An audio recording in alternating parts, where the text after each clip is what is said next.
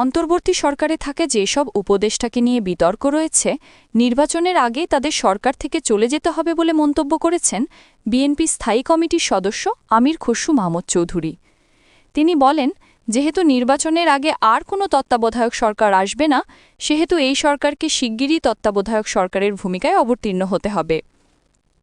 বুধবার জাতীয় প্রেসক্লাবের আব্দুস সালাম মিলনায়তনে বাংলাদেশের স্বাধীনতা ও সার্বভৌমত্ব রক্ষায় আসন্ন জাতীয় সংসদ নির্বাচনের গুরুত্ব শীর্ষক আলোচনা সভায় আমির খসরু কথা বলেন।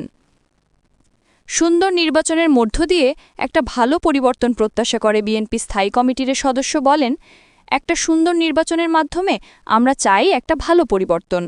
যারা সরকারে আছেন, অধ্যাপক ইউনূসের প্রতি আমাদের সম্মান আছে, ওনাদের তো সম্মানের সঙ্গে যেতে হবে, আমরা সেটা চাই, কিন্তু কিছু লোকের কার্যকলাপের মাধ্যমে সেটা বিঘ্নিত হতে পারে। এজন্য বলি, পুরোপুরি কেয়ারটেকার সরকারের মুডে চলে যান। যাদের নিয়ে বিতর্ক আছে, এই লোকগুলোকে চলে যেতে হবে।